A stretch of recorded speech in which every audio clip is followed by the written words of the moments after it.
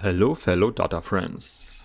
1.9.0 and 1.9.6 changed food weights, both for the basic food need and for the luxury food need. Let's have a closer look. But first, what are these weights? Each need that can be satisfied by multiple goods has preference weights for each good. Preference weights are not visible in-game. You can see the satisfaction weights in-game, which are not the same as the preference weights.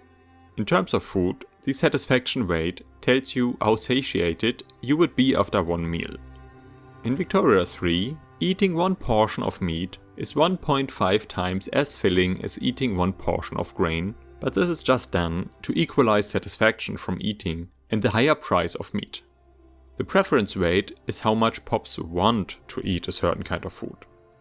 These are the preference weights for the basic food need before 1.9. If the supply of all goods are equal, pops would prefer to eat grain and fish over meat, fruit and groceries. But you all probably noticed that ranges often were barely profitable in 1.8. To get a better feeling for these numbers, I did some calculations. Let's say we have a pop of 100,000 people with a workforce ratio of 25% and standard of living 10. Further, let's assume that all food types are in equal supply and there are no industrial buy orders. That is unrealistic, but it's just meant to help understanding the changes. Then all goods have an equal market share. They have different satisfaction and preference weights. And in the end, the pop would buy 9.2 fish and grain, 4.6 meat and fruit and almost 7 groceries in patch 1.8. 1.9.0 changed the food weights as follows. Grain was reduced to 0.75 and every other food was set to 1. Hence grain is seen as a fallback food. This also means you can feed your population with fruit like a proper banana republic. Let's again look at our pop with 100,000 people and standard of living 10. If all goods are in equal supply, the pop would eat 5 grain and almost 7 units of everything else. Since everything else was buffed, they even eat a bit less groceries. 1.9.6 got a small balanced update as well. The weight for grain and groceries increased slightly.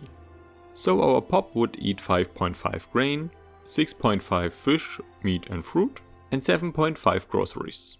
Seems fine to me. But Paradox also changed the weights for luxury food. These are the weights for luxury food in 1.8.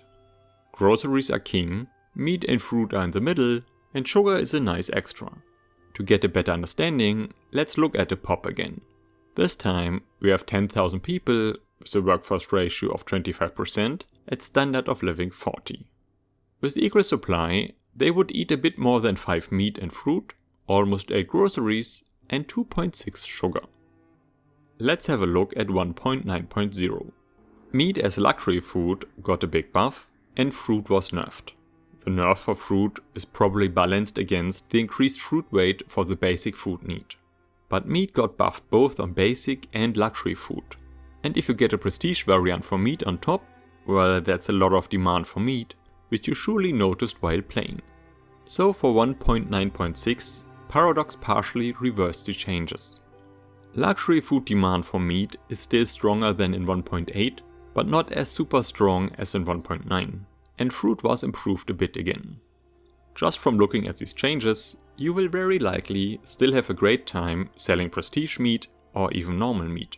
Groceries were buffed as well, and I guess if you can get prestige groceries, that could fly off the shelves. Or you try feeding your population as many bananas as possible. Thanks a lot to Solfi for supporting my channel as Data Capitalist. That is really appreciated. Thanks a lot for watching. I see you on the next one.